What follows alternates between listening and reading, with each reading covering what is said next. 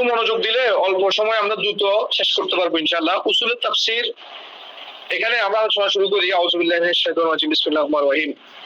উসুলের তাফসীর, উসুল, এখানে উসুল শব্দটা হচ্ছে মুদাফ আর তাফসীরটা হচ্ছে মুদাফ ইলাইহি। মুদাফ ইলাইহি মিলে নাহুর বা নাফি হবে। যেহেতু আমরা উসুলের তাফসীর এবং এখানে যে বিষয়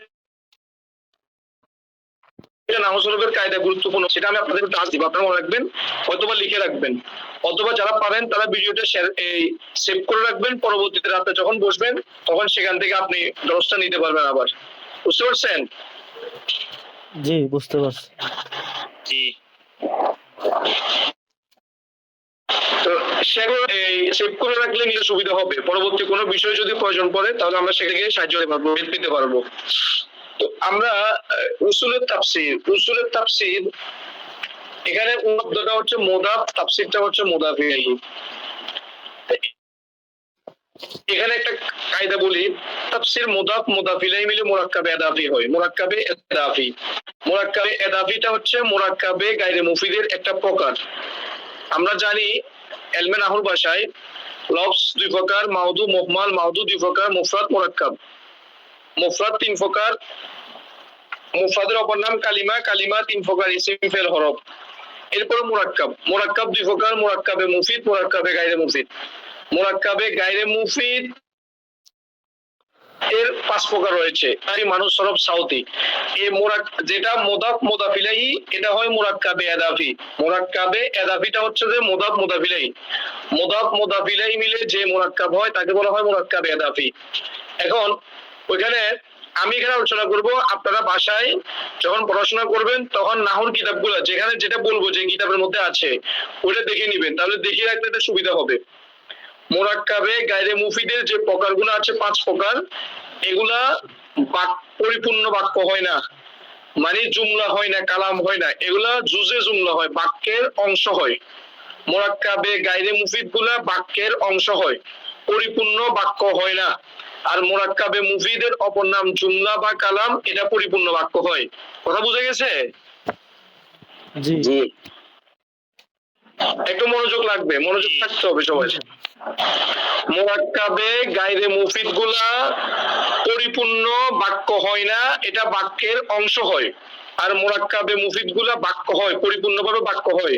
যেমন উসুলুল ফিকহে মুদাফ মুদাফ ইলাইহি, কাওয়াইদুল ফিকহে মুদাফ মুদাফ ইলাইহি, উসুলুল হাদিসে মুদাফ মুদাফ ইলাইহি, উসুলুত তাফসীর মুদাফ মুদাফ ইলাইহি, হিদায়াতুন নাহয়ে মুদাফ মুদাফ ইলাইহি, মাবাদিউল আরাবিয়া মুদাফ মুদাফ ইলাইহি। এই যে শব্দগুলো আছে এগুলো হচ্ছে মুদাফ মুদাফ ইলাইহি। তো এখন মুদাফ মুদাফ ইলাইহিটা হচ্ছে যে মুরাক্কাবে গায়রে মুফিদের একটা প্রকার। মুরাক্কাবে গায়রে মুফিদ কাকে বলা হয়? মানে বক্তা বলার পরে শ্রোতা বুঝে আসে না, এটাকে মুরাক্কাবে গায়রে মুফিদ বলা হয়। তো বুঝে আসবে কেমনে? এটা তো বাক্য পরিপূর্ণ হয় নাই, অসম্পূর্ণ, এই জন্য এটা বুঝে আসে না। কথা আপনাদের বুঝে আসছে? জি জি, বুঝে আসছে। মুরাক্কাবে গায়রে মুফিদ বুঝে আসে না, আপনাদের বুঝে আসছে তো ইনশাআল্লাহ? জি জি, বুঝে আসছে। এটা পরিপূর্ণ হয় না, জি, অংশ হয়।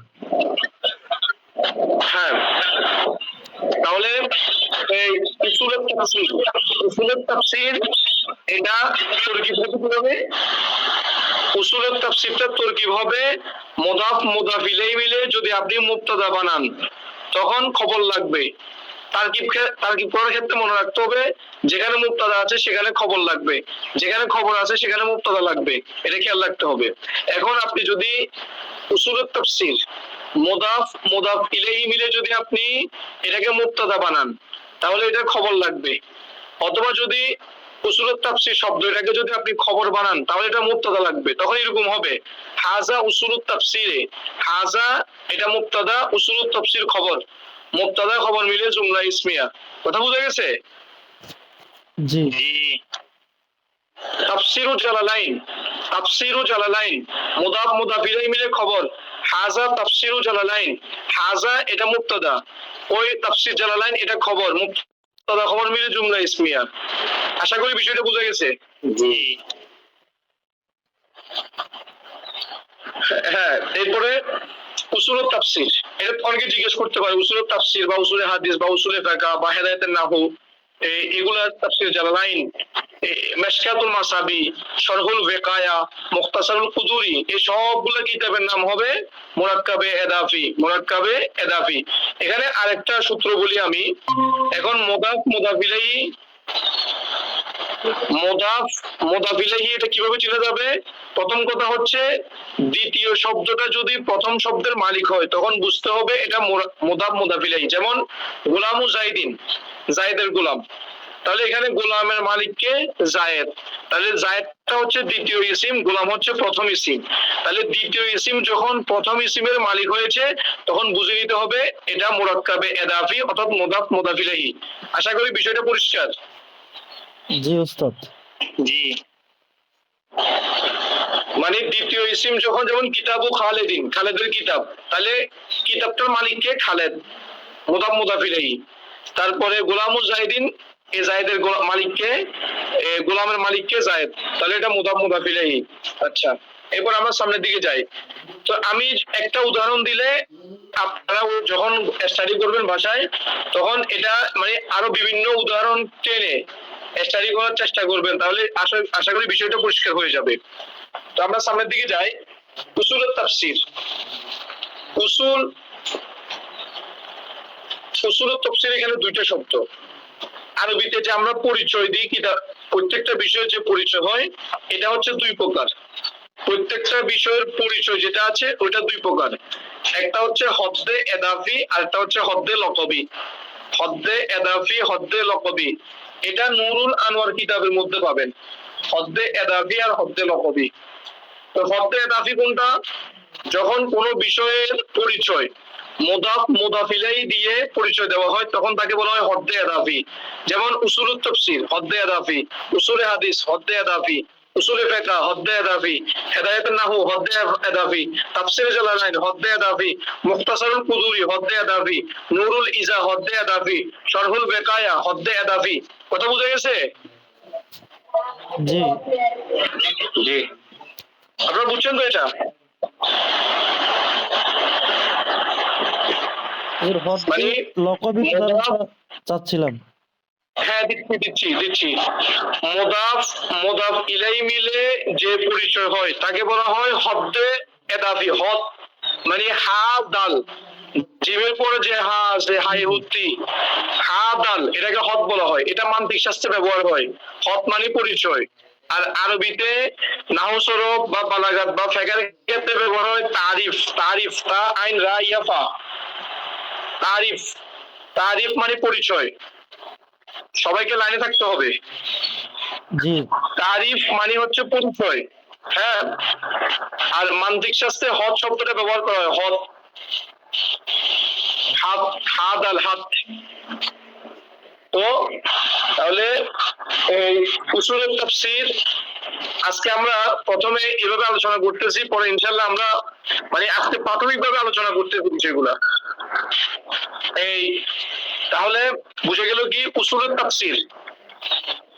আওয়াজ আসতেছে কোন দিক থেকে? উসুলের তাফসীর এটা হচ্ছে হদ্দে এদাফি। উসুলের তাফসীরটা হচ্ছে হদ্দে এদাফি। বুঝা গেছে? জি জি বুঝছি। আর শুধুমাত্র তাফসীর, তাফসীরের যদি পরিচয় দেয় তখন এটা হবে যে হদ্দে লকবি। নাজমুল বুঝা গেছে? জি জি বোঝা গেছে। শুধু তাফসীর হাদিস হদ্দে লকবি, উসুলে হাদিস হদ্দে এদাফি, তাফসীর হদ্দে লকবি, উসুলের তাফসীর হদ্দে এদাফি, আল ফিকহ এদা এ লকবি, উসুলের ফিকহ হদ্দে এদাফি। বিষয়টা ক্লিয়ার হয়েছে? লকবিটা একটু কনফিউজ। লকবি মানে মনে করো সাওম, শারাইতু সাওমে, সাওমের শর্ত। তাহলে মুদাফ মুদাফ ইলাইহি মিলে এখানে পরিচয় দিতে হচ্ছে, মুদাফ মুদাফ ইলাইহি মিলে।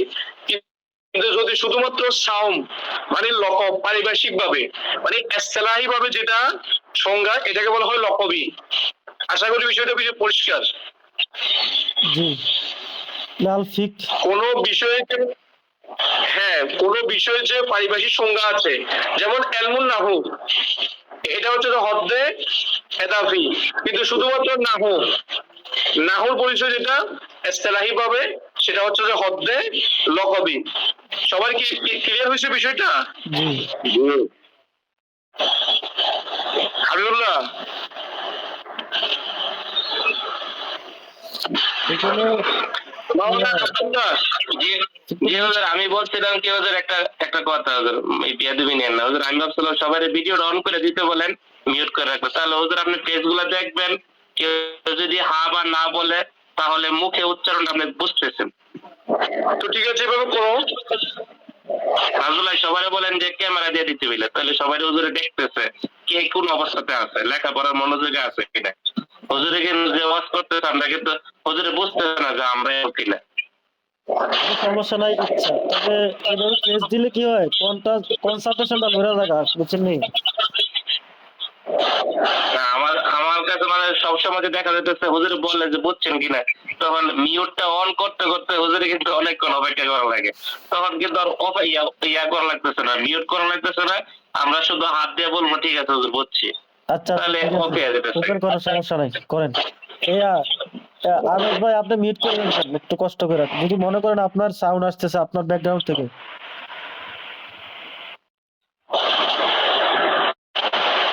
হ্যাঁ, তারপরে তাহলে আমরা এখানে পরিচয় পাইলাম, মানে আমাদের দরজটা হতে হবে জামে মানা, যাতে আমরা একটা শিখলে এটা দিয়ে আমরা হাজারো বিষয় সমাধান করতে পারি, এরকম জামে মানা পড়তে হবে তাহকিক সহকারে, তাহলে আমাদের বিষয়টা খুব দ্রুত ক্লিয়ার হয়ে যাবে। তাহলে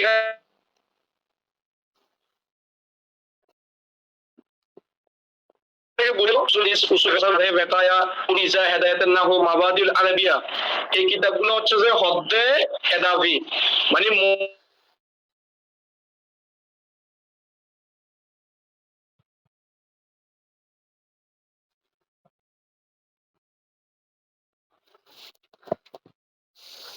মুদাফ মুদাফ ইলাইহির লকবি, আর মুদাফ মুদাফ ইলাইহি যুগে যে এদাফি না লকবি হুজুর এদাফি উলুমুত তাফসীর সে হদ্দে এদাফি, উলুমুল হাদিস হদ্দে এদাফি, মুখতাসারুল কুদুরি। মাঝে আপনার নেট জি হদ্দে এদাফি। একটু ল্যাগ করে হুজুর, কি মাঝে আপনার নেটওয়ার্কটা একটু ল্যাগ করে, মানে থেমে যায় আর কি। ও আচ্ছা সমস্যা নাই। আচ্ছা, তারপর আমরা সামনের দিকে যাই। উসুলের তাফসীর, এই উসুলের তাফসীর কাকে বলা হয়? প্রথমে আমরা একটু ব্যাখ্যা বিশ্লেষণ করি, তারপরে আমরা ইনশাআল্লাহ আলোচনা যাব। তাফসীর, উসুল শব্দটা বহু বচন, এক বচনে আসল। উসুল শব্দের চারটি অর্থ আছে: রাজে, কায়দা, দলিল, ইস্তেহসাব। এটা ওই নুরুল আনোয়ার কিতাবের উসুল শব্দের ব্যাখ্যার মধ্যে পাবেন। নুরুল আনোয়ার কিতাবের উসুল শব্দের ব্যাখ্যা একবার প্রথম দিকে আছে। উসুল শব্দের চারটি অর্থ আছে: রাজে, কায়দা, ইস্তেহসাব, দলিল। মানে উসুল বলা হয় মা ইয়াবতানি আলাইহি গায়রু, যেটার উপরে অন্য জিনিসের ভিত্তি, তাকে বলা হয় উসুল। যেমন একটা বিল্ডিংটার ভিত্তি হচ্ছে যে একটা পিলার, তাহলে পিলারের উপরে একটা বিল্ডিংটা দাঁড়িয়ে আছে, তাহলে এই বিল্ডিং এর উসুলটা হচ্ছে যে কি পিলারটা। কথা বোঝা গেছে? হ্যাঁ, তাহলে এই উসুল শব্দটা হচ্ছে এক বছর বহু বছরের আসলে, এক বছর বহু বছরের উসুল। তারপরে এখানে উসুলুত তাফসীরও ব্যবহার হয়, বা উলুমুল কোরআনও ব্যবহার হয়, বা ইলমুল কোরআনও ব্যবহার হয়, এটা মনে রাখতে হবে। উসুলুল হাদিসও ব্যবহার হয়, বা ইলমুল হাদিসও ব্যবহার হয়। উসুলুল ফিকহ ব্যবহার হয়, ইলমুল ফিকহ ব্যবহার হয়। কথা বুঝে গেছে? জি দুটো ব্যবহার হয়। এরপরে তাফসীর, তাফসীর শব্দটা বাবে তফিলের মাসদার। বাবে তাফিলের 5টা মাসদার আছে। বাবে তাফিলের ওই জুমলা সরফের মধ্যে আছে। জুমলা সরফ মুনশাই অধ্যায়ে বাবে তফিলের চ্যাপ্টারে মাসদার তাফিল আমদে পাঞ্জাবা আন্দর খেয়াল, বাবে তফিলের 5টা আর ইলমুস শিখা কিতাবের মধ্যে আছে বাবে তফিলের 5টা ওজন আছে, সবগুলো ব্যবহার হয়। তাফইলাতুন, তাফআলুন, ফিআলুন, ফিআলুন, ফাআলুন, এই 5টা হুজুর এটা ওই জুমলা সরবের মধ্যে আছে। এখানে তাফসীর শব্দটা হচ্ছে বাবে তফিলের মাসদার। মূল অক্ষর কি? ওই উসুলের যে 4টা অর্থ এটা একটু বলে দিতে হ্যাঁ। পারেন? রজে, কয়দা, কায়দা, দলিল, ইস্তেসাব, রাজে। দলিল, ইস্তেসাব, হ্যাঁ, ইস্তেসাব, রাজে। 5টা জায়গা। আচ্ছা না, কায়দা, দলিল, ইস্তেসাব, রাজে। জি জি জি, এটাগুলো অর্থ আছে? হ্যাঁ হ্যাঁ, এগুলো ওই নূর আনোয়ার কিতাবের মধ্যে আছে। একটু শর্ট করে বলা দিতে যদি। তাহলে কায়দা মানে হচ্ছে যে ভিত্তি, মূল, মানে রুলস নিয়ম। আর রাজে, রাজে মানে হচ্ছে অগ্রগণ্য। ইস্তেসাব মানে হচ্ছে যে স্বাভাবিক অবস্থা। দলিল মানে হচ্ছে প্রমাণ। এগুলা কেন ব্যবহার হয়? এগুলা মানে উসুল শব্দটা বিভিন্ন জায়গায় ব্যবহার হয়। যেমন আসল নাহে, নাহুর আসল। তো এখানে আসল শব্দটা দলিল অর্থে ব্যবহার হয়েছে। আই দালিলুন নাহে, নাহুর দলিল। বুঝা গেছে? জি জি জি, মানে উসুল শব্দটা 4 জায়গায় ব্যবহার হয়ে 4টা অর্থ দেয়। তো এখানে উসুলুত তাফসীর মানে কি? দালিলুত তাফসীর। উসুলুল দলিলুত তাফসীর, তাফসীরের দলিল। বুঝা গেছে কথা? জি। উসুলুল হাদিস মানে হচ্ছে দলিলুল হাদিস। উসুলুল ফিকহ মানে হচ্ছে দলিলুল ফিকহ। মাওলানা আনাস, বুঝা যাচ্ছে? কায়দা মানে নিয়ম। হ্যাঁ হ্যাঁ, নিয়ম নিয়ম। অথবা উসুলুত তাফসীর মানে আই কায়দাতুত তাফসীর, তাফসীরের কায়দা। উসুলুল হাদিস মানে আই কায়দাতুল হাদিস, হাদিসের কায়দা। উসুলুল ফিকহ মানে আই কায়দাতুল ফিকহ, ফিকহের কায়দা।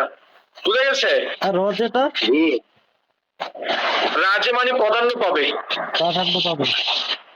হ্যাঁ হ্যাঁ, জি, আমাদের স্যার বুঝতে পারতেছেন তো, রেজাউল হক স্যার? জি জি জি। আচ্ছা, আমরা আজকে মানে ভিতরে প্রবেশ করতেছি না। আজকে প্রাথমিকভাবে যে পরিচয়গুলো সেগুলো আমরা পড়তেছি যে আজকে। তো এখন তাফসীর শব্দটার মূল অক্ষর হচ্ছে যে ফা সিন রা, ফাসরুন। তাফসীরের মূল অক্ষর হচ্ছে ফা সিন রা, ফাসরুন। জি ফাসরুন শব্দের অর্থ হচ্ছে আল বায়ান ওয়াল কাশফু, বর্ণনা করা, অস্পষ্টতাকে স্পষ্ট করা। অস্পষ্ট বিষয়কে স্পষ্ট করাকে বলা হয় তাফসীর। জি অথবা সংক্ষিপ্ত বিষয়কে বিস্তারিত ব্যাখ্যা করাকে বলা হয় তাফসীর। বুঝা গেছে? জি। তখন তাফসীরটা যখন ফাসরুন মূল অক্ষর থেকে আসবে, মূল অক্ষর তাফসীর ফাসিনরা, ফাসরুন। ফাসরুন শব্দের অর্থ হচ্ছে যে মূল অক্ষর। ফাসরুন এটা হচ্ছে মূল অক্ষর। এটা 2 অর্থ, একটা হচ্ছে বায়ান আর একটা হচ্ছে কাশফু। বায়ান মানে বর্ণনা করা, যখন সংক্ষিপ্ত বিষয়কে বর্ণনা করবে তখন এটা তাফসীর হবে। আর অস্পষ্ট বিষয়কে যখন স্পষ্ট করবে তখন এটাকে তাফসীর বলা হয়। আশা করি বুঝে গেছে? আচ্ছা, তাহলে আমরা তাফসীরের পরিচয় পেলাম 2টা, একটা হচ্ছে বায়ান দিয়ে আর একটা হচ্ছে কাশফুন দিয়ে। আবার কাশফ এটা তরিকতের একটা পরিভাষা। ওই যে মুকাশাফা, কাশফ খুলে গেছে, আউলিয়া কেরামে যে কাশফ বলি আমরা। কাশফুন মানে বান্দা এবং আল্লাহর মধ্যখানে যে একটা পর্দা পড়ে গেছে, পর্দা মানে অন্ধকার দূরত্ব পড়ে গেছে গা, এটা মারেফতের মাধ্যমে এটা খুলে যাওয়া, মানে বান্দা আল্লাহর নিকটবর্তী হয়ে যাওয়া। এটাকে বলা হয় কাশফ, তরিকতের ভাষা এটাকে কাশফ বলা হয় এটাকে। এরপরে স্পষ্ট করা, এটা হচ্ছে কাশফ। হ্যাঁ হ্যাঁ, কাশফ, কাশফ না, হ্যাঁ হ্যাঁ, মানে অস্পষ্টটাকে স্পষ্ট করা। আর তাফসীর হচ্ছে ব্যাখ্যা, যেটা বর্ণনা করা। হ্যাঁ, এরপরে 2টা ব্যাখ্যা হচ্ছে।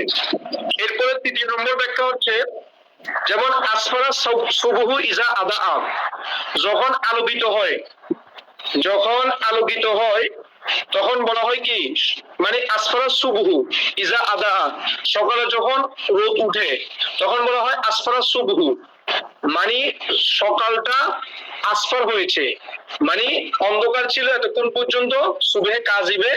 আর যখন সুবহে সাদিক হয়েছে তখন অন্ধকারটা দূর হয়ে আলোকিত হয়ে গেছে দুনিয়াটা, এটাকে বলা হয় সুবহে সাদেক। বুঝে গেছে? ওই সুবে সাদেকের মধ্যে যখন আলো আসে তখন আসফারা সফরুন বা ফাসরুন শব্দ এটা ব্যবহার হয়। বুঝে গেছে? আসফার তো হলুদ না?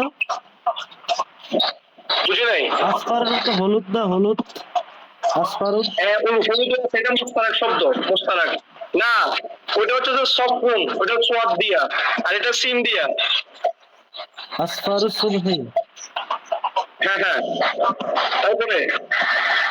তারপরে আবার তাফসীর শব্দের কেউ বলতে তাফসীরটা তাফসিরাত থেকে আসছে, মানে তা পা সিন রা গোলতা তাফসিরাত, তাফসিরাত থেকে আসছে।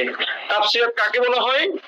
ওয়াহিয়া ইসমুন লিমা ইউরাফু বিহি তাবিবুল মারদুদ, যে জিনিসের দ্বারা ডাক্তার রোগীর রোগ নির্ণয় করতে পারে তাকে বলা হয় তাফসিরাত।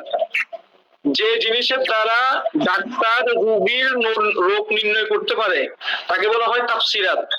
আবার বলি, মানে যে জিনিসের মাধ্যমে ডাক্তার রোগীর রোগ সম্পর্কে অবগত হয় তাকে বলা হয় তাফসিরাত। তো এখন এখানে তাফসিরাত মানে উসুলুল তাফসীরের সাথে সম্পর্ক কি? সম্পর্ক হচ্ছে ইলমে তাফসিরাত, তাফসীর এটা এমন জিনিস যে জিনিসের মাধ্যমে বান্দা আল্লাহর এই 30 পারা কোরআনের ব্যাখ্যা, বিশ্লেষণ, মর্ম, অর্থ, হুকুম, আহকাম সবগুলো বুঝতে পারবে।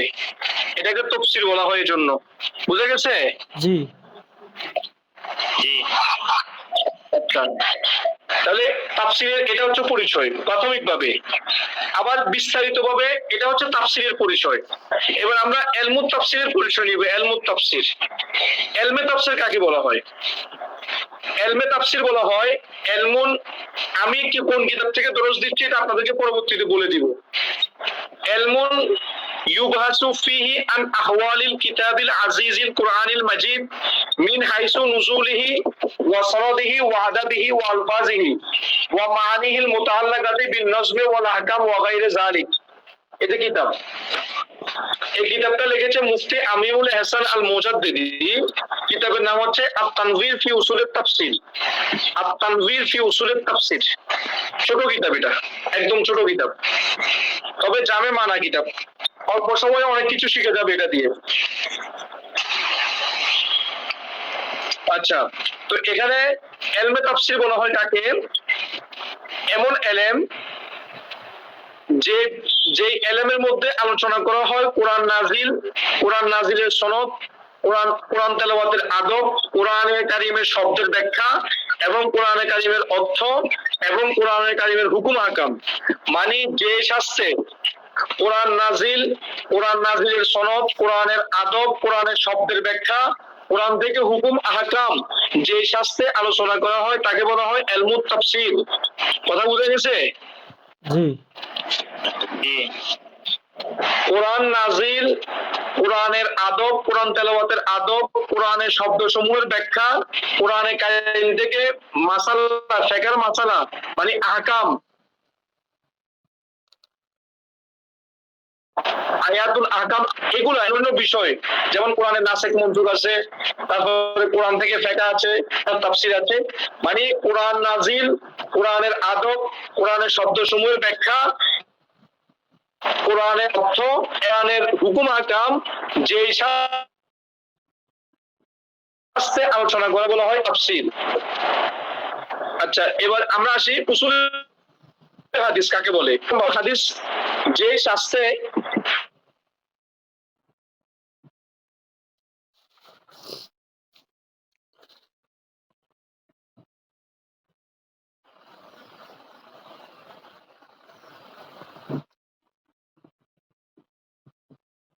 বুঝে গেছে? একই রকম কথা। আর উসুল ফিকহ মানে যে শাস্ত্রে ফিকহের মাসালা নিয়ে আলোচনা করা। আপনার ওই কথাটা আসতেছিল না নেটের কারণে, হয়তো ওই উসুলের ইলমুল উসুল ইলমুল হাদিসের যে ইয়াটা একই রকম উসুল তাফসীরের মতো যে শাস্ত্রে হাদিসের শব্দ, হাদিস নাজিলের প্রেক্ষাপট এবং হাদিসের আদব এবং হাদিস থেকে মাসালা ইস্তেমবাদ, হাদিস থেকে যে হুকুম আহকাম বের হয়েছে এগুলো নিয়ে যে শাস্ত্রে আলোচনা করা হয় তাকে বলা হয় উসুলুল হাদিস। জি বুঝতে পারছি। আচ্ছা, এরপরে তাহলে আমরা এখানে এলমুত তাফসিরের তিনটা পরিচয় দিয়েছি। একটা হচ্ছে সংক্ষিপ্ত বিষয়কে বর্ণনা করা, এটাকে বলা হয় তাফসির। আরেকটা হচ্ছে অস্পষ্ট বিষয়কে স্পষ্ট করা, সেটা হচ্ছে তাফসির।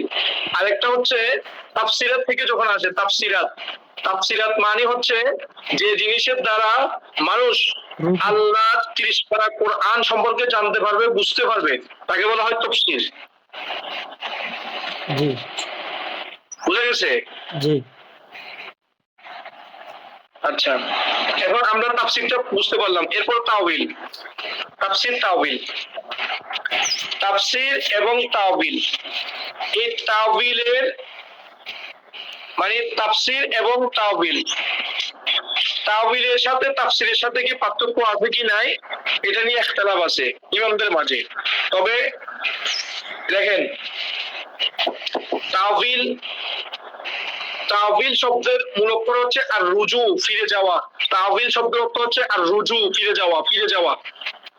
মানে তো এই তাওবিল বানান এটা কোন দুটো ফিরবো? তাওবিলের হ্যাঁ? স্পেলিংটা তাওবিলের তা ওয়াও হ্যাঁ, তাওবিলের মূল অক্ষর হচ্ছে আউয়াল, মানে হামজা ওয়াও লাম, আউয়াল। আউয়ালা ইউআবিলু তাওবিল। তা ওয়াও তারপরে আবার ওয়াও। না, তা হামজা মানে আলিফ, আলিফের উপর দিয়ে হামজা, এরপরে ওয়াও ইয়ালাম। জি জি এর তাওবিলের মূল অক্ষর হচ্ছে যে আউয়াল, আলিফের উপর দিয়ে একটা হামজা, ওয়াও লাম, আউয়াল। আউয়ালা ইউআবিলু তাওবিল ফাহুয়া মুআওবিল। যে তাওবিল করেন তাকে বলা হয় মুআওবিল, আর যাকে তাওবিল করা হয় তাকে বলা হয় মুআওয়াল। জি আর ফাসসারা ইউফাসসিরু তাফসির ফাহুয়া মুফাসসির।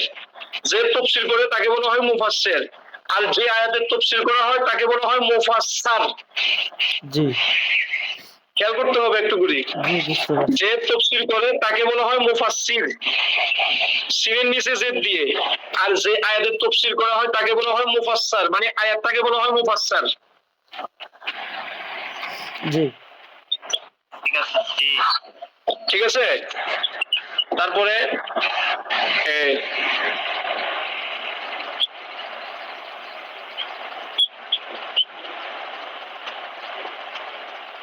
আর যে বিষয়ে যে জায়গার মধ্যে তাফসীর করা হয় তাকে বলা হয় কি মাফসার, মাফাসসার, মাফাসসার। ইসমে জরফের সিগা মাফাসসার, জি মাফসার বা মাফাসসার মানে তাফসীর করার স্থান, তাফসীর করার। মুফাসসার হবে না, মুফাসসার। মুফাসসার না, মুফাসসার হবে না, মাফাসসার। মাফাসসার। ইসমে জরফের মিমটা হচ্ছে যে মিমে মাজদারিয়া বলা হয়। ইসমে জরফের যে মিমটা আছে, বুঝে গেছে? আচ্ছা, মুফাসসির যে জায়গায় এবার আসি। যে জায়গায় যে স্থানে হ্যাঁ। তাফসীর করে তাকে মাফাসসার বলা হয়, স্থানটাকে। হ্যাঁ, তাহলে আমরা বুঝতে পারলাম মুফাসসির, মুফাসসার, মাফাসসার। আর যার জন্য তাফসীর করা হয় তাকে বলা হয় মুফাসসার লাহু। জি জি মুফাসসার লাহু। ব্যক্তির ক্ষেত্রে হ্যাঁ হ্যাঁ, মুফাসসার লাহু। যেমন আমরা তাফসীর আপনার কাছ থেকে চাচ্ছি, আমরা মুফাসসার লাহু। হ্যাঁ হ্যাঁ, আচ্ছা। এবার আপনাদের জন্য তাফসীর করা হচ্ছে, এটা মুফাসসার লাহু। আপনারা কি? আমি হলাম যে মুফাসসির, আর যে আয়াতে তাফসীর করতেছি এটা হচ্ছে মুফাসসার। আর এখন যে আমরা নেড়ে তাফসীর করতেছি এটা হচ্ছে মাফাসসার, আর আপনারা হচ্ছেন মুফাসসার লাহু। জি বুঝতে পারছেন? বিহিটা কখন হবে? মুফাসসার বিহি। ওইটা যখন তাফসীর করতেছি যে আয়াতের ওইটাই হবে মুফাসসার বিহি। মাফুল আর মাফুলে বিহি একই কথা। জি জি মাফুল মাফুলে বিহি একই কথা। আচ্ছা, এখন তাওবিল, তাওবিল শব্দের অর্থ হচ্ছে আর রুজু, ফিরে যাওয়া। এখন কোথায় ফিরবে, মানে কোথায় ফিরবে? তাওবিলকে তাওবিল কেন বলা হয়? প্রথম প্রশ্ন, তাফসীরকে তাফসীর কেন বলা হয়? তাফসীর যেহেতু কোরআন শরীফের বর্ণনা দিচ্ছে, সংক্ষিপ্ত বিষয়কে বিস্তারিত করতেছে, সেজন্য তাফসীর বলা হয়। দ্বিতীয় বর্ণনা হচ্ছে কোরআন শরীফের আয়াতগুলো আমাদের কাছে অস্পষ্ট, মানে আমরা আয়াতগুলোর অর্থ বুঝি নাই। এই ইলমে তাফসীরের মাধ্যমে আমরা কোরআনের তাফসীর সম্পর্কে জানলাম, এই জন্য এটাকে বলা হয় তাফসীর। তৃতীয়ত হচ্ছে যেহেতু উলুমুত তাফসীরের মাধ্যমে কোরআনে কারীমের তাফসীর কিভাবে করা যায় সেটা সম্পর্কে আমরা জানতে পারি, এজন্য উলুমুত তাফসীরকে উলুমুত তাফসীর বলা হয়। বুঝা গেছে? জি যদি প্রশ্ন করা হয় উলুমুত তাফসীর নামে কেন নামকরণ করা হয়েছে, আগে বললাম যে জিনিসের মাধ্যমে ডাক্তার রোগীর রোগ নির্ণয় করে তাকে বলা হয় তাফসীরাত। মানে এই শাস্ত্রের মাধ্যমে আল্লাহর 30 পারা কোরআনের তাফসীর সম্পর্কে বান্দা অবগত হবে। এই শাস্ত্রের বিধানগুলি, নিয়মাবলী, কায়দা কানুনের মাধ্যমে বান্দার তাফসীর সম্পর্কে জানতে পারবে, এজন্য এটাকে বলা হয় উলুমুত তাফসীর। তাবিলটা একটু বলে দিচ্ছি। আপনাদের হ্যাঁ হ্যাঁ তাবিলটা হ্যাঁ বলতেছি, আপনাদের কাছে কিরকম লাগতেছে? জি জি হুজুর, একেবারে মানে ভাষায় প্রকাশ করার মতো না। মানে এটা আপনার সরাসরি ক্লাসের থেকে এটা কিন্তু কম না, কিন্তু জি জি, যেগুলো আমরা কখনো শুনি নাই। সরাসরি ক্লাস থেকে এটা কিন্তু কম না। জি জি, এটা আরো বেশি ভালো, কারণ এখানে ওই যে এক পর্যায়ে যে সরাসরি ক্লাসই হইতেছে, আপনি তো পার্থক্য নাই কিছু। হ্যাঁ হ্যাঁ আচ্ছা, তারপরে এখন তাওয়িলকে তাওয়িল কেন বলা হয়? আফওয়ালা ইউআবিলু তাওয়িল, তাওয়িল শব্দের অর্থ হচ্ছে আর রুজু, রুজু ফিরে যাওয়া, ফিরে যাওয়া, রাজা আইয়ার জিউ। এখন তাওয়িলকে তাওয়িল কেন বলা হয়? ফাকান্নাহু সুরিফাল আয়াতু ইলা মা তাহতামিলুহু মিনাল মানি, মানে কোরআন শরীফের একটা আয়াতের যতগুলো অর্থ আছে একটা শব্দের, এই আয়াতটা যখন ওই অর্থের দিকে ফিরে যায় তখন তাকে বলা হয় তাওয়িল। যেমন আলহামদু, সাপোজ আলহামদু অর্থ প্রশংসা, আলহামদু অর্থ গুণকীর্তন, আলহামদু অর্থ আরো অনেকগুলো অর্থ আছে। তো এখন আলহামদুর এই শব্দটা যখন একাধিক অর্থের দিকে যখন ফিরে যাবে তখন তাকে বলা হয় কি? তাওয়িল।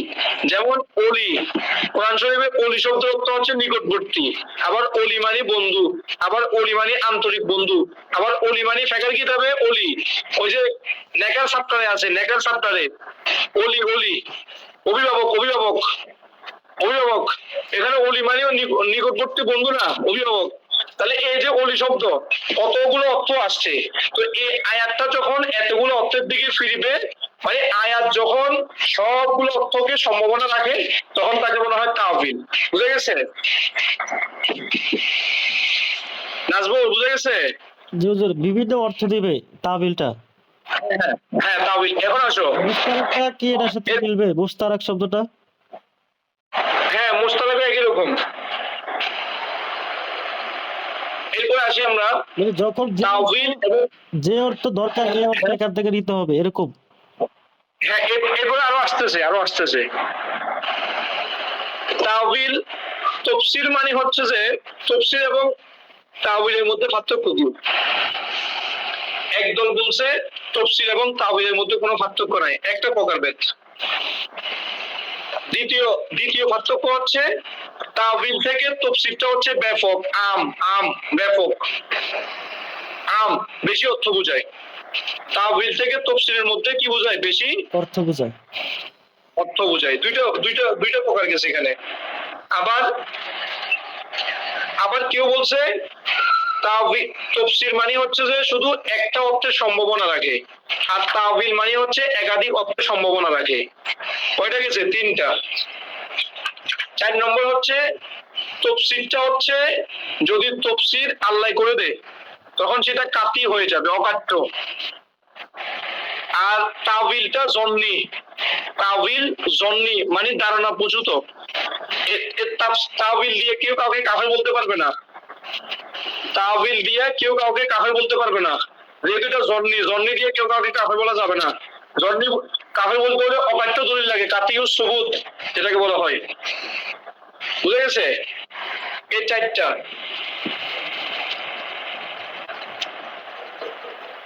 আবার তাওয়িল বলা হয়, তাফসীর বলা হয় একটা শব্দের হাকিকি এবং মাজাজি অর্থ যখন ব্যাখ্যা করে তখন তাকে বলা হয় তাফসীর। মানে যে নিয়মের মাধ্যমে একটা শব্দের প্রকৃত এবং রূপক অর্থ ব্যাখ্যা করা হয় তখন তাকে বলা হয় তাফসীর। কি বলা হয়? তাফসীর। আর তাওয়িল বলা হয় কোন শব্দের উদ্দেশ্য কি সেটাকে বলা হয় তাওয়িল। বুঝে গেছে? তাহলে আমরা এখানে 4-5টা পাইলাম, ঠিক আছে? এটা একটু বলে দিতে, হাকিকি আর ইয়ার মাজাজিটা। মানে একটা শব্দ যেমন কোরআন শরীফের যে শাস্ত্রের মাধ্যমে কোরআন শরীফের হাকিকি এবং মাজাজি অর্থ নিয়ে আলোচনা করা হয় তাকে বলা হয় তাফসীর। হাকিকি অর্থ তো প্রকৃত ইয়া। হ্যাঁ, হাকিকি মানে প্রকৃত, মাজাজ মানে রূপক অর্থ আর কি। তাহলে তাবিলটা বুঝে গেছে? এই যে আসতেছে তাবিল মানে এই শব্দ এটার যে অর্থ আল্লাহ নিয়েছেন সেই অর্থে ব্যবহার করাকে বলা হয় তাবিল।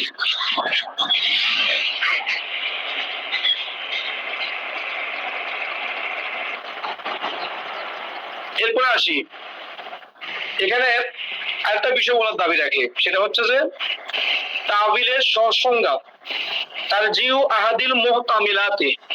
তাবিল বলা হয় তারজিহু আহাদিল মুহতামালাতে, যে একটা শব্দের মধ্যে যখন একাধিক অর্থ থাকবে, একাধিক অর্থ থেকে যখন একটা অর্থ প্রাধান্য পাবে তখন তাকে বলা হয় তাবিল। ক্লিয়ার? সহজ কথা। তারজিহু আহাদিল মুহতামালাতে, একটা শব্দের মধ্যে যখন একাধিক অর্থ থাকে, একাধিক অর্থ থেকে যখন একটা অর্থ নেওয়া হবে তখন তাকে বলা হয় কি? তাবিল। তাওয়িল। তখন স্যার বুঝতেছেন? জি একাধিক অর্থ থেকে যখন একটা অর্থ প্রাধান্য পাবে তখন তাকে বলা হয় তাওয়িল। আশা করি বিষয়টা ক্লিয়ার হয়েছে। জি ইনশাআল্লাহ। আচ্ছা, এরপরে আসেন ইলমে তাফসীর কে নিয়ে আমরা একটু যদি আলোচনা করি। পৃথিবীতে আপনি তাফসীর কেন করবেন? যেমন আমরা বলি যে আলহামদু অর্থ কি? প্রশংসা। আলহামদু অর্থ কি? প্রশংসা। এখন আমি যদি প্রশ্ন করি যে আল্লাহ পাক যে আলহামদু শব্দের অর্থ প্রশংসা নিয়েছেন, এটা আপনি কিভাবে বুঝতে পারছেন বলেন? আলহামদু অর্থ প্রশংসা তাবিল দিয়ে। না, তাবিল দিয়ে না। তাবিল তো মনে করেন একাধিক অর্থ আসবে, যেমন দোয়া, দোয়া অর্থ আহ্বান করা। আল্লাহ পাক যে দোয়া শব্দের অর্থ আহ্বান নিয়েছেন, এটা কিভাবে বুঝতে পারছেন? এটা কায়দা আছে এখানে, যে তাফসীর অবশ্যই আছে। বিষয়গুলো দরকার। হ্যাঁ, এই যে আসতেছে, লাইনে আসতেছে। এখানে এটা আলোচনার বিষয় পরবর্তীতে আসতেছে। তাফসীর করার জন্য 15 ধরনের এলেম লাগবে। 15 প্রকারের এলেম প্রয়োজন হয় তাফসীর করার জন্য। বর্তমান বিশ্বে যারা মুফাসসির বলতেছে তারা কেউ মুফাসসির না, তারা হচ্ছে নাকিলুত তাফসীর, তাফসীরকে স্থানান্তর করছে, নকল করছে, এটা কেউ মুফাসসির না। হাকিকি অর্থে মুফাসসির হচ্ছে যে যারা তাফসীর লিখেছেন, তাফসীর জালালাইন, তাফসীর বাইজাবি, তাফসীরে কাশফ, তাফসীরে মাদারিকুত তানজিল, তাফসীরে নাসাফি, তাফসীরে দুররে মানসুর, তাফসীরে কুরতুবী, তাফসীরে মাজারি, তাফসীর ইবনে কাসির, তাফসীর ইবনে আব্বাস, তাফসীরে দুররে মানসুর, তাফসীরে তাবারি, এগুলো হচ্ছে যে মুফাসসির প্রকৃত অর্থে। কিন্তু আমরা যে নামের আগে মুফাসসির লাগাইতেছি এটা হচ্ছে যে মাজাজি অর্থে, মাজাজি রূপক অর্থে। কারণ এখন যারা তাফসীর করতেছে গোটা পৃথিবীতে 15 ধরন তো দূরে থাক, 3 ধরনের এলেমও তাদের কাছে নাই। সরফ নাহু বালাগাতের এলেম নাই, নামের আগে মুফাসসির লাগাইতেছে। তো এটা হচ্ছে মাজাজি অর্থে, মাজাজি রূপক অর্থে। বুঝে গেছে? জি জি আপনারা কি আমার সাথে একমত নাকি ভিন্ন মত?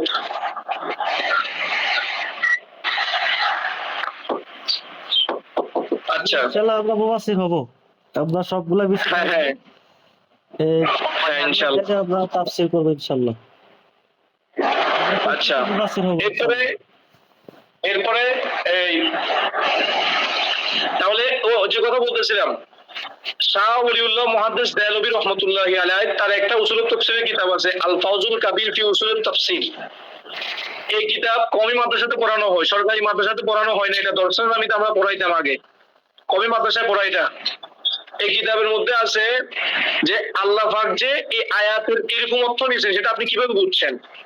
এটা বুঝতে হলে ওই যে এলমে লদুন্নি লাগবে, মানে 15 ধরনের এলেম যেটা সর্বশেষ এলেম যেটা এলমে লদুন্নি বা এলমে মাওয়াফফা, যেটাকে আল্লাহ পাক বলছেন কোরআন শরীফে, ওয়া আতাইনাহু মিন লাদুন্না ইলমা। খিজির আলাইহিস সালামের ব্যাপারে আল্লাহ পাক বলেছেন, আমি তাকে আমার পক্ষ থেকে এলমে লাদুন্নি দান করেছি। এলমে লাদুন্নি কিভাবে আসে সেটা আমার রাসূল হাদিসে ব্যাখ্যা করেছেন, তাফসীরে বাইজাবিতে আছে যে মান আমেলা বিমা আলেমা ওয়ারাসাহুল্লাহু মা'লাম ইয়ালাম, যে বান্দা যতটুকু এলেম অর্জন করছে সেই বান্দা যদি ততটুকু এলেম আমল করে, যেটা জানে না আল্লাহ পাক তাকে সেটা জানাই দিবেন, মানে এলমে লাদুন্নি তাকে দান করবেন তার কলবের মধ্যে আল্লাহ পাক। বুঝে গেছে? আচ্ছা, তাহলে মুফাসসিরদের কাছে এলমে লদুন্নি ছিল, এই জন্য তারা বুঝতে পারতেছে এই আয়াতের এরকম তাফসীর হবে। কিন্তু আমরা যেগুলো তাফসীর করি, তাফসীর পড়া ছাড়া নিজস্ব, এটাকে তাফসীর বির রায় বলা হয়, এটা সুস্পষ্ট হারাম। তাফসীর বির রায় করাও হারাম, শোনাও হারাম। এটা পরবর্তীতে আসতেছে তাফসীরের প্রকারভেদের মধ্যে আসবে কোনটা কোন রকমের তাফসীর। আচ্ছা, তাহলে এখান থেকে আমরা বুঝতে পারলাম এই আমাদের আলোচনার বিষয় ছিল যে তাফসীরের উপরে এলমে তাফসীর। যে কথা বলতেছিলাম যে তাফসীর কেন পড়তে হবে? তাফসীর এই জন্য পড়তে হবে যেহেতু আল্লাহ পাক এই আয়াতের এরকম অর্থ নিছে, এটা আপনি বুঝতে পারবেন না কেন, আপনার ভিতরে এরকম যোগ্যতা নাই। যাদের কাছে যোগ্যতা ছিল তারা তাফসীর লিখেছেন, এই জন্য তাফসীর পড়তে হবে। বুঝে গেছে? জি। আচ্ছা, একটা উত্তর। দ্বিতীয় উত্তর হচ্ছে যে তাফসীর করার যোগ্যতা আমাদের কাছে নাই, এলমে লদুন্নি আমাদের কাছে নাই। 14 ধরনের এলেম মানে 14 প্রকারের এলেম, সেটা কসবি মানে আমি চেষ্টা করে নিতে পারবো, কিন্তু 15 ধরনের এলেম যেটা এলমে লদুন্নি সেটা আমি চেষ্টা করে নিতে পারবো না, সেটা আল্লাহ পাকের পক্ষ থেকে আসবে, যেটা আল্লাহ বলেছেন ওয়া আতাইনাহু মিন লাদুন্না ইলমা। আচ্ছা, এরপর আমরা যাই। তাহলে এই যে তাফসীর এই জন্য করতে হবে, আল্লাহ পাকের উদ্দেশ্য কি, এই আয়াত দ্বারা আল্লাহর উদ্দেশ্য কি, এইটা জানার জন্য তাফসীর করতে হবে।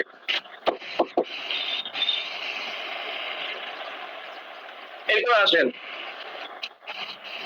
পৃথিবীতে প্রথম মুফাসসির হচ্ছে আল্লাহ পাক। প্রথম মুফাসসির কে? আল্লাহ পাক। আল্লাহ পাক। দ্বিতীয় মুফাসসির হচ্ছে আমার নবীজি। সুবহানাল্লাহ। তৃতীয় মুফাসসির হচ্ছে সাহাবায়ে কেরাম। সুবহানাল্লাহ। প্রথম মুফাসসির আল্লাহ পাক। কিভাবে? যেমন আমরা আয়াত পড়ি, এই সিরাতাল লাযিনা আনআমতা আলাইহিম, আমাদেরকে ওই রাস্তা দেখান যে রাস্তার মধ্যে ছিল যাদের উপর আল্লাহ নিয়ামত দিয়েছেন, মানে নিয়ামত প্রাপ্ত বান্দাদের রাস্তা আমাদেরকে দেখান। এখন এটা ব্যাখ্যা আল্লাহ নিজে করেছেন প্রথমে, ওয়ামাই ইউতিল্লাহ ওয়া রাসূলহু ফাউলাইকা মাআল্লাযিনা আনআমাল্লাহু আলাইহিম মিনান নাবিয়্যিনা ওয়াস সিদ্দীকিনা ওয়াশ শুহাদা'i ওয়াস সালিহিন ওয়া হাসুনা উলাইকা রফিকা। সূরা নিসার এই আয়াত। তাহলে এই একটা আয়াতের তাফসীর আল্লাহ পাক আরেকটা আয়াত দিয়ে করেছেন, এটাকে বলা হয় কি তাফসীর বিল, মানে আল্লাহ পাক প্রথমে কোরআন শরীফের আয়াতের তাফসীর করেছেন কে? আল্লাহ পাক। আল্লাহ তাআলা নিজে। আল্লাহ তাআলা নিজে আয়াত তাফসীর করছেন, এজন্য আল্লাহকে বলা হয় প্রথম মুফাসসির। দ্বিতীয় মুফাসসির হচ্ছে আমার নবীজি। কোরআন শরীফের আয়াতের তাফসীর আমার নবীজি হাদিস দ্বারা করেছেন, এজন্য দ্বিতীয় মুফাসসির হচ্ছে আমার নবীজি।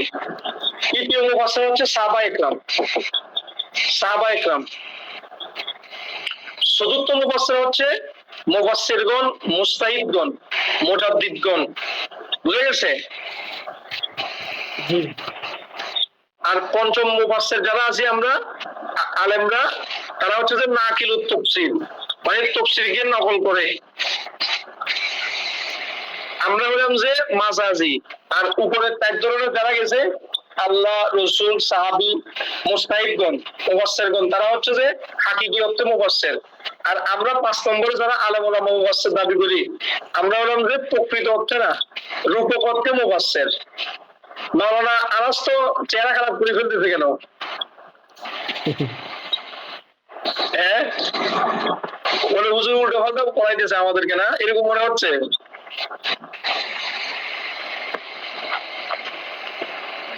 আচ্ছা, তাহলে এরপরে আসেন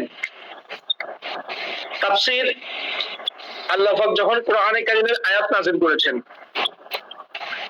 ইকরা বিসমি রাব্বিকাল লাযী খলাক, রাসূলকে আল্লাহ বলেছেন ইকরা। রাসূল বলে মা আনা বিকারিয়িন, তারপরে বলছে ইকরা, আবার বলে মানা বিকারিন, আমি পাঠক নয়। এভাবে কয়েকবার বলার পরে রাসূলুল্লাহ পাঠ করেছেন। আল্লাহ পাক যেটা বলেছেন এই সুম্মা ইন্না আলাইনা বায়ানা লা তুহাররিক বিহি লিসানাকা লিতাহজালা বিহি ইন্না আলাইনা জামাআহু ওয়া কুরআনা ফাইযা কারানাহু ফাত্তাবি কুরআনা সুম্মা ইন্না আলাইনা বায়ানা। এই যে আল্লাহ পাক একটা আয়াতের লিকুল্লি আয়াতিন সিত্তুনা আলফা ফাহমিন, একটা আয়াতের 60,000 তাফসীর আছে। কয় হাজার? সুবহানাল্লাহ, 60,000। 60,000 মতো তাফসীর আছে। আবার একটা আয়াতের 1000 রকমের বুঝ আছে। মোল্লা আলী কারি লিখছে লিকুল্লি আয়াতিন ফালাহা আলফু ফাহমিন, একটা আয়াতের 1000 রকমের বুঝ আছে। বুঝ মানে মুরাদ আছে, যে মফহুম আছে। তো আমার রাসূলকে আল্লাহ পাক বায়ান শিখিয়ে দিয়েছেন, বায়ান। এই সুম্মা ইন্না আলাইনা বায়ানা, আবার আল্লাহ বলেছেন ওয়া আল্লামাহুল বায়ান সূরা আর-রাহমানের মধ্যে। এখন বায়ান মানে তাফসীর লিখছে কি, তাফসীর বাইজাবি, তাফসীর কাশফের মধ্যে লেখা হয়েছে মাকান ওয়া মা ইয়াকুন, পৃথিবীর সৃষ্টি শুরু থেকে যা হয়েছে আর কিয়ামত পর্যন্ত যা হবে সবকিছু আল্লাহ পাক আমার নবীকে শিক্ষা দিয়েছেন। এটাকে বলা হয় বায়ান। মানে এই 30 পারা কোরআনের তাফসীর শিক্ষা দিয়েছেন আল্লাহ পাক আমার নবীজিকে নিজে। এই জন্য রাসূলুল্লাহ দ্বিতীয় মুফাসসির। বুঝে গেছে? জি জি। আল্লাহ হচ্ছে প্রথম মুফাসসির, আমার নবীজি হচ্ছে দ্বিতীয় মুফাসসির। আর আমার নবীজি সাহাবায়ে কেরামকে তাফসীর শিখাইছেন, কারণ রাসূল বলেছেন বুইস্তু মুআল্লিমান, আমি নবী শিক্ষক হিসেবে প্রেরিত হয়েছি। আর আমার নবী থেকে সাহাবায়ে কেরাম ইলম শিক্ষা নিয়েছেন। এইজন্য সাহাবীরা হচ্ছে তৃতীয় মুফাসসির। ঠিক আছে? এখন তাফসীরের ইলমগুলা আস্তে আস্তে আমার নবীজির থেকে সাহাবায়ে কেরামের কাছে আসছে। তবে সাহাবীদের মধ্যে যারা ইলমুত তাফসীরে প্রসিদ্ধ পেয়েছে, প্রসিদ্ধ ইলমুত তাফসীরে, সবাই কিন্তু প্রসিদ্ধ লাভ করে নাই। কেউ ইলমে তাফসীর, কেউ ইলমে হাদিস, কেউ ইলমে ফিকহ, কেউ ইলমে কিরাত, বিভাগ আছে। আল্লাহ পাক সহিহ বুখারী হাদিস, মিশকাত শরীফ কিতাবুল ইলমের মধ্যে আছে। আমির মুয়াবিয়া হাদিস রওয়ায়াত করেছেন, আমার রাসূল বলেছেন ওয়াল্লাহু ইউতি আনা কাসিমুন, আল্লাহ পাক দেই, আমি নবী বন্টন করি। তাহলে নবীজিকে আল্লাহ পাক দিয়েছেন আর নবীজি বন্টন করেছেন। তো আমার নবীজি যাকে যেভাবে বন্টন করেছেন সে সেভাবে পেয়েছে। কেউ কাউকে তাফসীরের জ্ঞান দিয়েছেন, কাউকে হাদিস দিয়েছেন, কাউকে ফিকহের জ্ঞান দিয়েছেন, কাউকে কিরাতের জ্ঞান দিয়েছেন। যেমন যে হ্যাঁ হ্যাঁ আনা কস বুঝি নাই। আল্লাহু ইউতি, হ্যাঁ ওয়াল্লাহু ইউতি আনা কাসিমুন, আল্লাহ দে, আমি নবী বন্টন করি। কথাটা কিভাবে হয়? এটা কি ইহুদিদের ক্ষেত্রে, সব বর্ষের ক্ষেত্রে, উভয়ের ক্ষেত্রে, সব ক্ষেত্রে বুঝি নাই। বর্ষণ করেন তিনি কি হ্যাঁ করেন? সব পদ এলিম সবকিছুতেই সবকিছু নবীজি বন্টন করেন। এটা বুখারী শরীফে এরকম 15 থেকে 16টা হাদিস আছে বুখারীতে। যে ভিজিট বা সব পদ এটা নির্দিষ্ট না। না, এটা বন্টন করে দিবে। আচ্ছা আসি, এখন ওইদিকে গেলে তো আবার বড় হবে না এইদিকে আমাদের। তারপরে তিনি কি সরাসরি এসে বন্টন করেন নাকি ওনার অবস্থানে বন্টন করেন? এটা নবীজির একটা নাম হচ্ছে কাসেম। আপনারা জানেন কাসেম, কাসেম মানে কি? বন্টনকারী, ইসমে ফাইল সিগা, বন্টনকারী। নবীজির একটা সিফাতি নাম হচ্ছে কাসেম। কাসেম মানে হচ্ছে বন্টনকারী। আচ্ছা, তাফসীরের ইলমের ক্ষেত্রে যারা প্রসিদ্ধ লাভ করছে সাহাবায়ে কেরামের মাঝে 4 জন খলিফা, সিদ্দিক আকবর, ফারুক আজম, জিন্নুরাইন, ওসমান, মাওলা আলী। এরপরে আব্দুল্লাহ ইবনে মাসউদ, আব্দুল্লাহ ইবনে আব্বাস, উবাই ইবনে কাব, যায়েদ ইবনে সাবিত, আবু মুসা আশআরী, আব্দুল্লাহ ইবনে জুবায়ের রাদিয়াল্লাহু তাআলা আনহুম আজমাইন। তাহলে এটা আমরা একবার শুরু থেকে বিষয়টা টানতেছি, কারণ যখন আপনাদেরকে সনদ দেওয়া হবে তখন কিন্তু এগুলো জিজ্ঞেস করা হবে আপনাদেরকে। বুঝতে পারছেন? তাফসীর আমার আল্লাহ আমার নবীজিকে শিক্ষা দিয়েছেন। এরপরে আমার নবীজির থেকে সাহাবীদের মধ্যে সবাই কিন্তু ইলমে তাফসীর পায় নাই। এখানে যেগুলো নাম বলেছি, চার খলিফা, সিদ্দিক আকবর, ফারুক আজম, জিন্নুরাইন, ওসমান, মাওলা আলী। এরপর হচ্ছে আব্দুল্লাহ ইবনে মাসউদ, আব্দুল্লাহ ইবনে আব্বাস, উবাই ইবনে কাব, যায়েদ ইবনে সাবিত, আবু মুসা আশআরী, আব্দুল্লাহ ইবনে জুবায়ের রাদিয়াল্লাহু তাআলা আনহু। এরা হচ্ছে বেশি এরা অধ্যয়ন করেছে। তবে সাইকোলিকের মধ্যে মাওলা আলী এলমের তফসিরের বেশি জ্ঞান অর্জন করছে। মাওলা আলী হযরত আলী রাদিয়াল্লাহু তাআলা কিরকম তফসির করছে? মাওলা আলী নিজে বলছে, মেশকাত শরীফে হাদিস আছে, মেশকাত শরীফের মধ্যে কিতাবুল ইলমের লিকুল্লি আয়াতিন মিনহা যাহরুন ওয়া বাতিন, প্রত্যেকটা আয়াতের একটা জাহিরি অর্থ আছে, একটা বাতিনি অর্থ আছে। আমার নবীজি বলেছেন, এটার ব্যাখ্যা আছে, মুহাদ্দিসিন ইকরাম লিখেছেন কিরকম তাফসীর আছে, কিরকম তাফসীর। মাওলা আলী বলতেন লাউ শিতু আন ওয়াক্কিরা সাবঈনা বাইরান লা ফাআলতু, যদি আমি 30 পারা কোরআনের তাফসীর করতাম তাহলে এত পরিমাণ কাগজ হইতো যে কাগজগুলোকে বহন করতে আরবের 70টা জাহাজ কোট লাগতো। মরুভূমির জাহাজকে সবকে বলা হয় মরুভূমির জাহাজ। আমি যদি 30 পারা কোরআনের তাফসীর করতাম তাহলে এই তাফসীর গুলো বহন করতে লাগতো আরবের 70টা উট, মানে 70টা জাহাজ লাগতো। তো আমার নবীজি নিজে বলেছেন, মেশকাতে আছে তিরমিজির হাদিস, আনা মাদিনাতুল ইলমি আলিয়ুম বাবুহা, আমি নবী হচ্ছে ইলমের শহর আর আমার আলী হচ্ছে সেই শহরের দরজা। এখন দরজার মধ্যে যদি ইলম থাকে, শহরের মধ্যে কত ইলম? ভাই একটু মিউট করে দেন রেজাল ভাই স্যার।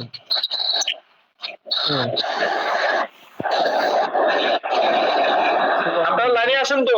জি জি চলবে তো? জি চলবে ইনশাআল্লাহ, আনলিমিটেড। আচ্ছা, তারপরে তাহলে কি বুঝে গেল? ওই যে তফসিরের কথা বলতেছিলাম, ইলমে তফসির মানে কোথা থেকে কোথায় আসছে, কার থেকে কে পাইছে এটা। তাহলে সিদ্দিকিয়া এই মাওলা আলী ইলমের সবচাইতে আমার নবীজির থেকে ইলম বেশি পাইছেন ইলমে তাফসীরের ক্ষেত্রে। ইলমে তাফসীর মাওলা আলী বেশি পাইছে।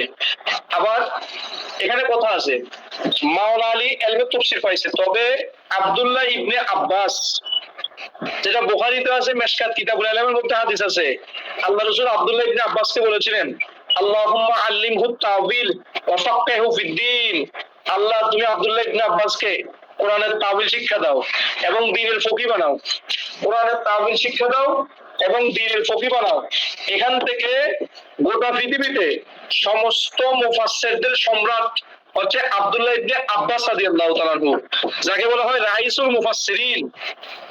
সমস্ত মুফাসসিরদের সম্রাট আব্দুল্লাহ ইবনে আব্বাস রাদিয়াল্লাহু তাআলা আনহু, সুবহানাল্লাহ। তাকে বলা হয় রাইসুল মুফাসসিরিন।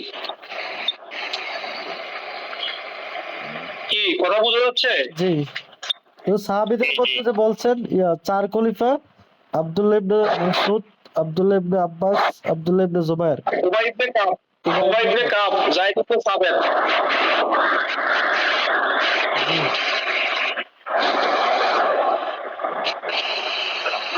বুঝা গেছে?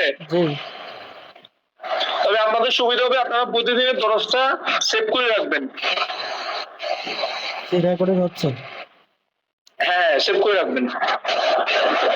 তাহলে তাহলে রাইসুল মুফাসসিরিন কে আব্দুল্লাহ ইবনে আব্বাস রাদিয়াল্লাহু তাআলা আনহু, তাকে বলা হয় রাইসুল মুফাসসিরিন। ওনার একটা তাফসীর আছে, তাফসীরে ইবনে আব্বাস, সেটা পুরো নাম হচ্ছে তানবীরুল মাকবাস মিন তাফসীর ইবনে আব্বাস, তাফসীর ইবনে আব্বাস।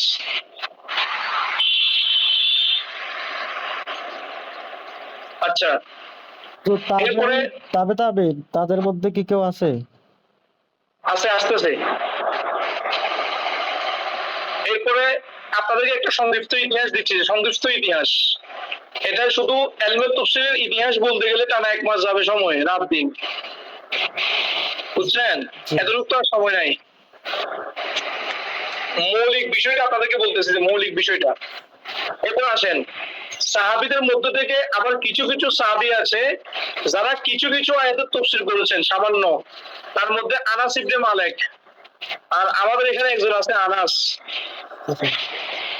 হ্যাঁ, আনাস ইবনে মালিক, আবু হুরায়রা, আব্দুল্লাহ ইবনে ওমর, জাবের ইবনে আব্দুল্লাহ, আব্দুল্লাহ ইবনে আমর ইবনে আস, আয়েশা রাদিয়াল্লাহু তাআলা আনহা, এরা হচ্ছে যে এদের থেকে কিছু কিছু তাফসীর আসছে, যে কিছু কিছু।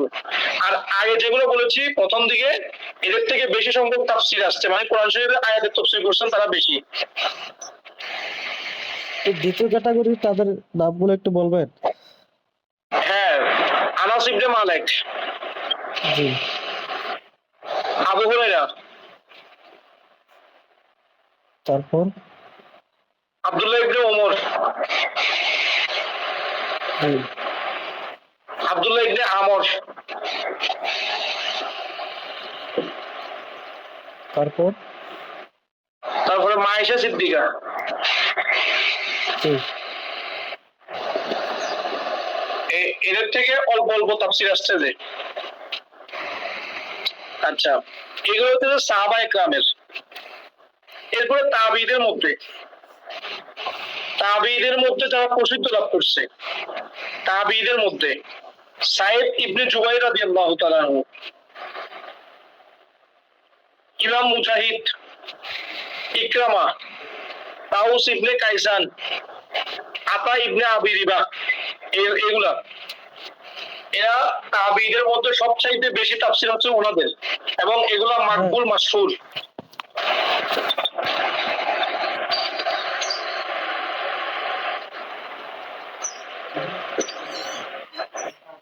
বুঝা গেছে?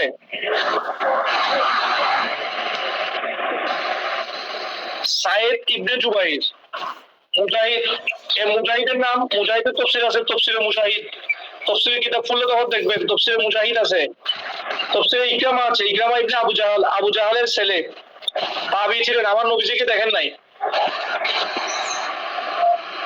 তারপরে তাউস, ইমাম তাউস ছিলেন ইমাম আযম আবু হানিফার ছাত্র, খুব প্রসিদ্ধ ছাত্র। এরপরে আতা, ইমাম আতা, এরা হচ্ছে তাবিঈদের মধ্যে সুপ্রসিদ্ধ মুফাসসির। জুবাইর না? হ্যাঁ, না, সাইদ ইবনে জুবাইর, হ্যাঁ, মুজাহিদ, ইকরামা, মুজাহিদ ইকরামা, জি, তারপরে তাউস, ইমাম তাউস, ইমাম তাউস, ইমাম আতা, হ্যাঁ, ইমাম আতা, তারপর এই পাঁচ, এইগুলা, জি, দেখছি। এই পাঁচজন।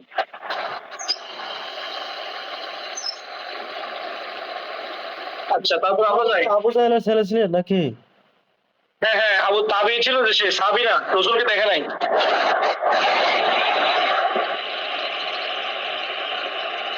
আচ্ছা, এরপরে আসি, এখন এই তাফসীরের মাদ্রাসা পৃথিবীতে কোথায় এলমে তাফসীরের দরস হচ্ছে? আমরা তো দরস দিচ্ছি, মনে করেন আমি চিটাগাঙ্গে আছি, আপনারা কুমিল্লাতে আছেন, ঠিক আছে? এটা তো আর এলমে তাফসীরের প্রথম দরস না, এলমে তাফসীরের মাদ্রাসা ছিল তো। এই মদিনা শরীফের মধ্যে এলমে তাফসীরের মাদ্রাসা ছিল মদিনায়, মক্কায়, ইরাক, এই তিন জায়গাতে।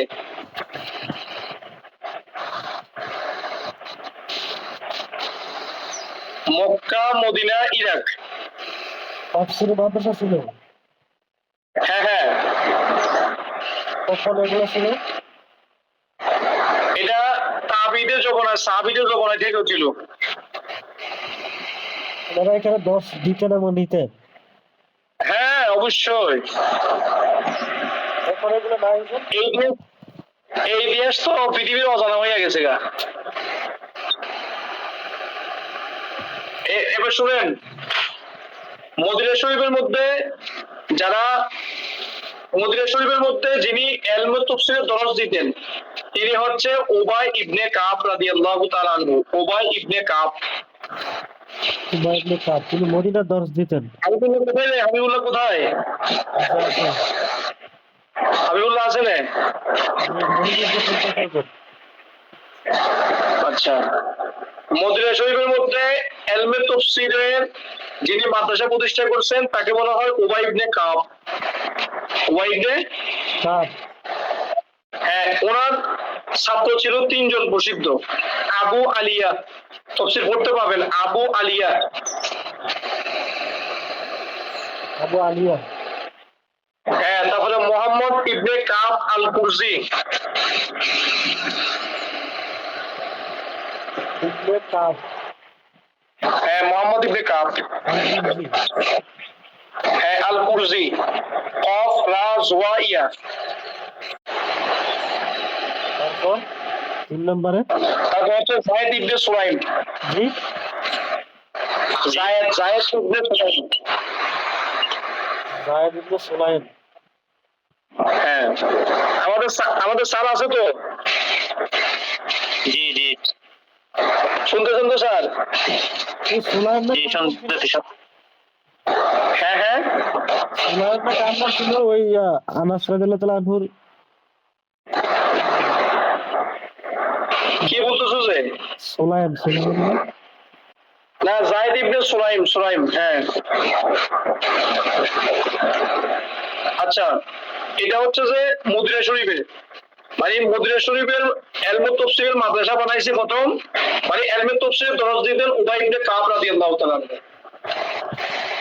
এরপরে মক্কা শরীফের মধ্যে, মক্কা শরীফে যিনি এলমে তাফসীরের মাদ্রাসা বানিয়েছেন প্রথমে, তিনি হচ্ছে আর কেউ নয়, আব্দুল্লাহ ইবনে আব্বাস রাদিয়াল্লাহু তাআলা আনহু, রাইসুল মুফাসসিরিন। সুবহানাল্লাহ।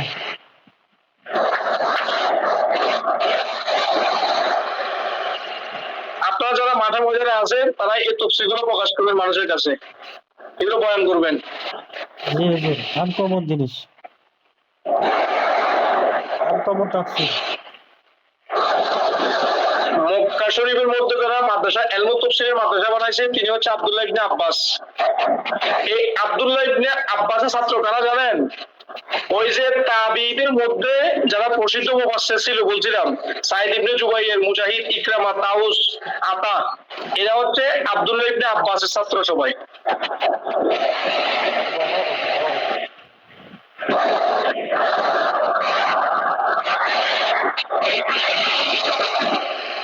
এরপরে ইরাক, ইরাকে এলমে তাফসীরের মাদ্রাসা বানাইছে আব্দুল্লাহ ইবনে মাসউদ রাদিয়াল্লাহু তাআলা আনহু।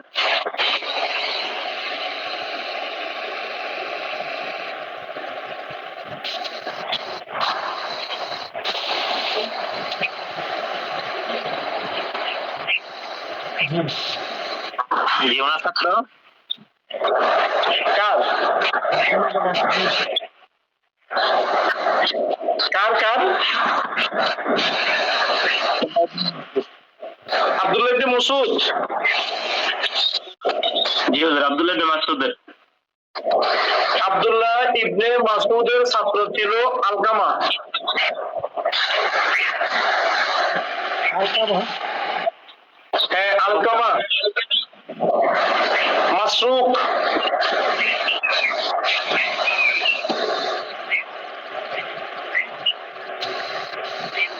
তারপরে হাসান বসরি। এটা আবার কোন মাসুদ? হ্যাঁ, এই আব্দুল্লাহ ইবনে মাসউদের ছাত্র ছিলেন মাসউদ। না না, মাসরুক, মাসরুক, মাসরুক। মিম সিন রা ওয়াও কফ। মাসরুক। হ্যাঁ, আলকামা, মাসরুক, তারপরে হাসান বসরি।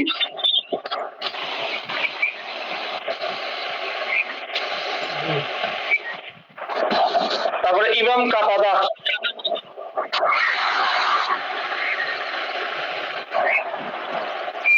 তাফসীর পড়তে গেলে পাবেন ইমাম কাতাদার কথা। এই তাদের থেকে কি কোনো হাদিস বর্ণিত হয়েছে? হ্যাঁ তাদের থেকে হাদিস বর্ণিত হয়েছে কি?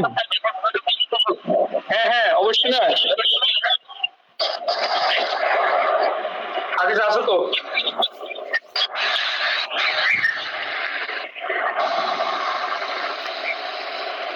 সাউন্ড আসতেছে বুঝা কার গেছে? থেকে? আব্দুল্লাহ ভাই, কি বলেন? সাউন্ড আসতেছে কার থেকে? তো আমার থেকে আসার কোনো মানে নেই, আচ্ছা বন্ধ করে দিচ্ছি। হুজুরের কাছ থেকে মনে হয় সম্ভবত।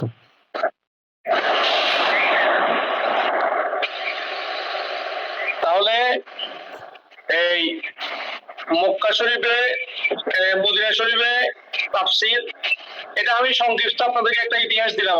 আরো বিশাল ইতিহাস আছে, এতটুকু দিতে দিতে আর তাফসীরের এলম শিখা যাইতো না, শুধু এলমের তাফসীরের ইতিহাসের উপর থাকবে যে, জি এই জন্য বিষয়টা বাদ করে দিছি, বুঝছেন?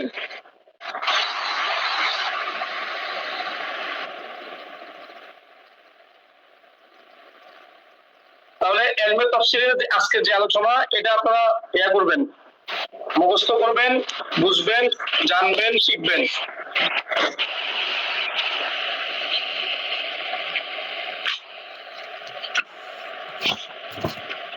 এলমে তাফসীরের উপরে কিছু কিতাবের নাম লিখে নেন, আমি বলি। জি হুজুর, রাইটারটা সব উসুলুল বলবেন, তাফসীর। তো দয়া করে রাইটার সব বলবেন। হ্যাঁ, ইমাম সুয়ুতি, জালালউদ্দিন সুয়ুতি।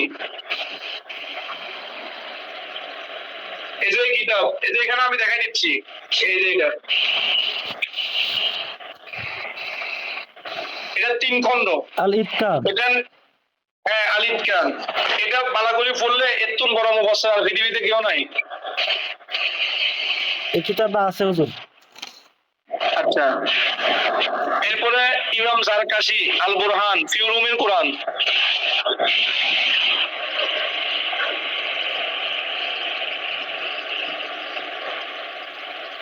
কি বললেন? আল বুরহান। আল বুরহান। হ্যাঁ, মুসান্নাফ। মুসান্নাফ জারকাশি, ইমাম জারকাশি, জারকাশি। ইমাম জারকাশি। মাথা ব্যথা করতেছে।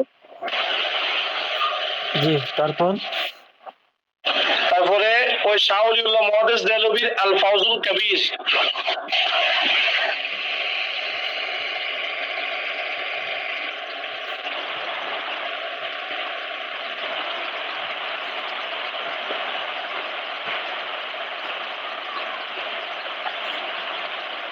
তারপর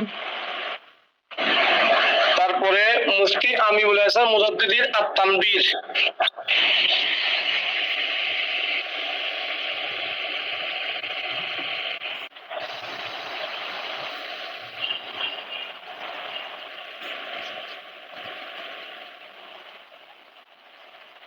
এরপরে আরেকটা আছে খুব কঠিন কিতাব, এটাকে বলা হয় এজাজুল কোরআন, ইমাম বাকিল্লানির লেখা এজাজুল কোরআন।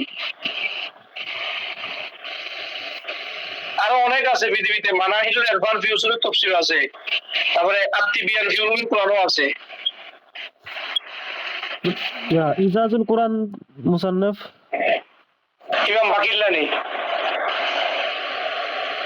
বাকিল্লানি। হ্যাঁ হ্যাঁ,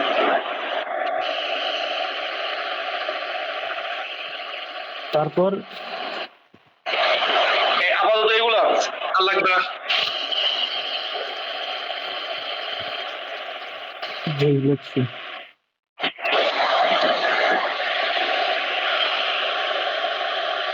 ও এখানে ওই এই বিষয়টা বলি নাই, আচ্ছা এটা পরবর্তীতে বলবো, আজকে না বলি। তারপরে আমাদের কি উসুলুল হাদিস, উসুলে হাদিস।